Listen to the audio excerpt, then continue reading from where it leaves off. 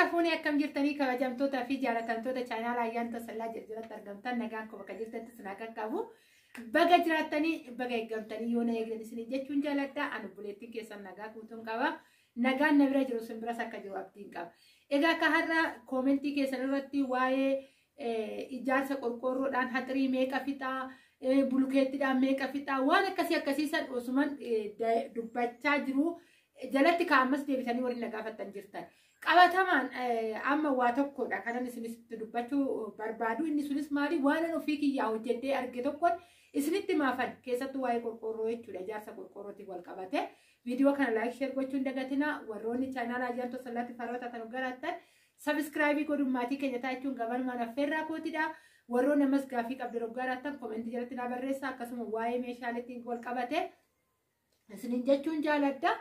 Egaa kaakara gaaffii koo Itoophiyaan darbee fakkeenyaaf kan irra hin deebi'u tanaan dura waa'ee luukii 34, luukii 42, luukii 50 meeqa fixaa maaloo ittiin irratti yeroo tokko lama miti jechuudha viidiyoo kanan dalagaatoo ture. Ijoolleen keessan dhufteetillee sirrii kee jettee jalqaba 2020 nu jalqabsiisanii haga ammaa 50 fixe kan jedhee jira. 2020 jalqabee 40 fixe kan jedhetu jira jechuudha. Kana kan ragaallee anillee ofii kiyyaafuu kanan ofii kiyyaafis bahu. Namni simmoo kan irra muudannoon irra ga'e kan argedha jechuudha. Isa irra deebi'ee lakkii kana siffixaa kana siffixaadhee waan dubbatu qabu. Sababbiin isaa jalqaba xiqqeeffamee namatti dubbatamaa guddaa ta'aa deema jechuudha. Isa asumarratti dhaabee tanan waa'ee ijaarsa mukaa wanni dhaan haxirii qorqoorroodhaan haxiruuti irratti meeqa fixaa luukinii kaareen 200 meeqa fixattanii ijoolleen na gaafattanii deebisiniifan deebisa sinin jechuun jaaladha. Asumaan oduun kana deebisanitti hin deeminiin dura qorqoorroos ta'ee mukas ta'ee ayyaantuun akkamitti argachuu dhabuu dandeessanii. Egaa kan yeroo darbe viidiyoo hojjedheen ture jechuudha. Guyyaa kaleessaa moo hin gaddaan hojjedhee ture. Anama fakkeenyaaf ayyaantuun 230 argatteedhaaf yookaan 250 argatteedhaaf isin kanaan argachuu dhabuu dandeessu kan kanaa gadi argachuu dandeessu jechuudha. Hin beekamu haalli teechuma lafaatu olii gad oofa jechuudha waa'ee qorqoorroo waa'ee mukaa sanitti dubbachuudhaaf. Sababbiin isaa muka karaa arsii hoggaa deemne amma nuti asitti karaa naannoo Adaamaatti hoggaa kan 200 bitu tarii yookaan achitti 100 bitamuu danda'a yoon kana isiniin jedhe kanaan dhabuu dandeessan. Deebisee immoo karaa naannoo biraatti yookaan kan 300tu jiraachuu danda'a bakka mukni hin jirretti jechuudha. Kana gaafan jedhee waa'ee mukaa qofa irratti hundaa'ee haala teechuma lafaatillee madaaluun dirqamaadha jechuudha. Anamma kanan bite ofii kiyyaa mukni fe'aa eessa fe'amee dhufeetidha jechuudha. Kanasitti gatii isaatti tilmaammatanii kan itti tilmaammatu kan buusaa itti tilmaammatanii jechuudha. Kana hundaan awwaaxamuudhaan kan gurguran. Karaa mooyyuu arsii gizee deemnee dhiyoodhaa muruu dhiyoodhaa fiduu tariitii gatiin kanaan dhabamu kanaan gadiin ta'uu danda'a. Kana jedhee hoggaa isinitti jechuudha. Waa'ee mukaa kan marratti dhaabitan waa'ee qorqoorroo kan manaatii fi kan haxiriidhaa garaagarummaa qaba. 450 haxirii gizee binne kan immooyyuu kuni kanaa ol ta'uu danda'a jechuudha. Dhiyeenya kanatti kan mana ijaareen beeku ganna darbeedha. Kan ganna darbee viidiyoo isin hojjedheen ture jechuudha waa'ee qorqoorroo. Amma qabxii ijoon maaliin ni oonaan jettanii gaafattanana kan kaaree 200 irratti luukii meeqa nu fixaadha. Mismaariin illee 150, 140, 210 waan akkasii kanatti deema jechuudha. Mismaarii miti waa'ee qorqoorroon warri na gaafattaniif qorqoorroo ofii kiyyaafan haxiree argee isiniin jechuun jaaladha. Kaaree 200 ofii kiyyaafan haxireetoo argee qorqoorroo bichaan isinitti warroonni mukaa mismaara minaamin na gaafattan tariitii karannaan 200 bite 150 bituu dandeessanii karannaan 150 bite 250 bituu dandeessanii haalli yeroo akkuma waa'ee mukaa isinitti dubbadhe san garaagarummaa qaba jechuudha. Koomanii kanan yeroo darbeetti hin bites kanan bites haxirii qorqoorroon haxirii hin daballes hin hir'annelleedha. 450 jechuudha qorqoorroon karaa biraa ittiin beeku. Isas gaaffii isin na gaafattanii fannisanii jechuu jaaladha. Waa'ee immooyyuu isa kaaree 200 qorqoorroo meeqa fixaanu jettanii isa ofii kiyyaaf qabatamaadhaan kanan ittiin hojjedhe ofii kiyyaa ittiin ijaaree ammas immooyyuu hin xumurree eeggadda viidiyoo isin hojjedheen ture jechuudha. Qorqoorroo bitee hanga tokko ijaaramee hanga tokko hafe jechuudha.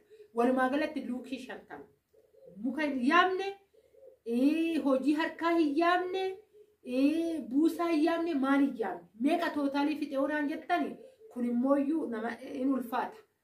Dhugaa yoon akkana jedhe jechuudha. Yeroo tokko meeshumaa hoggaa ijoolleen keenya gaafatanii ittimtu kuu jedhanii yeroo rifatanii tuyyuu jira jechuudha. Maaliif namni akkamitti kana danda'eetoo jiraachaa jira haga nama jechisiisu dirasi waan nama geechisiisu egaa kaan immoo erga tokko miti kan odontootaan isaatu isinitti hime erga tokko miti gannan jalqabe ani ijaarsa ganna asiinan ijaaree takka ture asiinan ijaaree akkas argaa turtan jechuudha warri nafaana turtan ijaarsa kiyya bakka tokkotti tootaalii miti kanan hojjechaa ture ammas immoo bakka na hafe amma jalqabee san ijaaraa jira jechuudha garuu qorqoorroo walumaa galatti luukii 50 luukii 50 luukii 50 kana meeqan bittee hoggaa jettanii 450 qorqoorroo irra eeggatanii irra ga'uu dandeessan muka isinitti iyyaamu ammas mismaarii isinitti iyyaamu hojii harkaa guyyaa meeqatti fixanii isinitti iyyaamu dhugaan isin jira gaafa kana immoo hirreegne anuu ofitti deebi'ee baasii kana maraan baasee jechuun danda'a waan ta'eef jechuudha baay'ee as keessatti akka gorsaatti kanan dubbadhu jiraate taanaan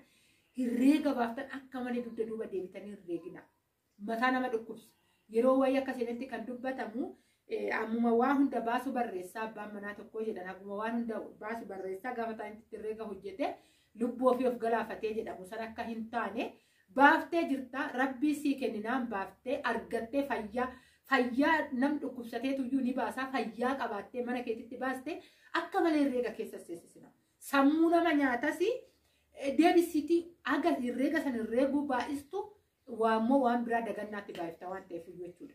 Hoosni gamte akka kiyya kanatti jala ji'a tokko ji'a lama wayii paartii tokko ji'a lama boqattanii ji'a sadaffaatti waan tokko ji'a afur boqattanii ji'a shanaffaatti waan tokko waan akkasitti deema adeemsa nama adeemsi kiyya adeemsa eeliti.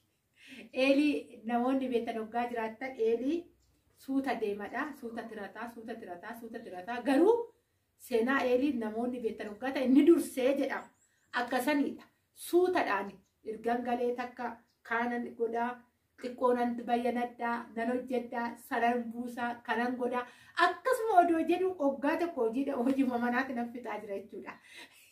Asumaan ittillee booraa isiniin jechuufani warri yeroo baay'ee irra deebuulee natti hin ta'ini kanumarra dadhabbii kanarraa achi teessanii hojjetattanii xumurratanii galuuni baay'ee tokko bareedaa baay'ee tokko filatamaadha maali dadhabbii qaba yoon kana isiniin jedhu ayyaattu nama dadhabbii qaba isiniin jechuu dhabuu kootiif sirritti as teessanii ijaarsisuun qarshii qofa osoo hin ta'in ofiifuu dadhabbii gurguddaa of keessatti qaba yaaddoo of keessatti qaba amma jalqabee xumuraa laata maalan ta'a laata yoona hanqate hoo borummoo maal na gaafatin yaaddoo saqaqanii of keessatti qaba akka laayyetti ijaarte ayyaantuu isinitti fakkaatina keessattuu warroonni ogeeyyiin borummoo maallatti dabaluu nuraata jedhee yeroo yaaddoo keessa seenutu iyyuu jira ogeeyyiin siif hin hiran ga'uu baatu achirratti siif dhaabanii hojii biraa deemanii hojjetatu waan ta'eef jechuudha viidiyoo isinitti dheeressu viidiyoon tokko kana fakkaatti bakka jirtutti nagaa naa ta'a.